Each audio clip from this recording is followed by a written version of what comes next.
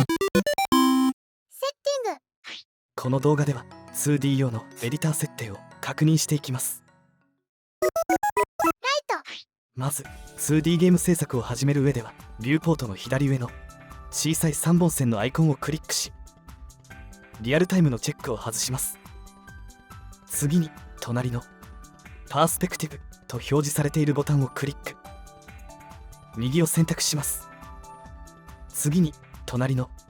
ワイヤーフレームと表示されているボタンをクリックし描画設定をライティングなしにします。この状態が横スクロールゲームの基本になります。右方向が X 軸のプラス、左方向が X 軸のマイナス、上方向が Z 軸のプラス、下方向が Z 軸のマイナスです。 2D 的な感覚では上下が Y 軸であってほしいと思う人もいるかもしれませんが、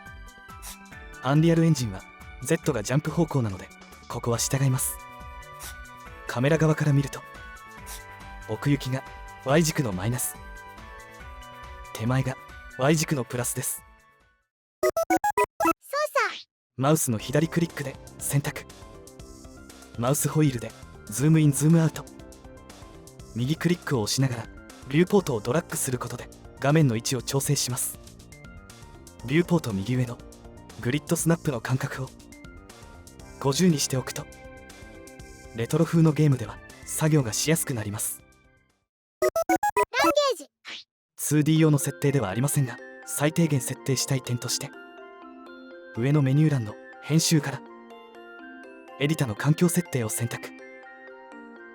地域&言語を選択、エディターの言語は日本人の場合は日本語でいいのですがローカライズされた数値入力を使用する、翻訳されたプロパティ名を使用する、翻訳されたノードとピンの名前をグラフエディタで使用する、この3つのチェックを外すことをお勧めします。ノード名を日本語にすると検索がしにくくなり、特に英語のチュートリアルを見ながらの作業が非常に困難になります。日本語エディタを使う場合はここのチェックは外した方がいいです。この動画と同様の英語のエディタで作業する場合はエディタの言語をイングリッシュにすると英語のエディタになります。英語に慣れていない場合は無理に英語にしなくていいです。少し触ってみて英語だと無理と思った場合はリージョン&ランゲージからエディターランゲージを日本語にしてください。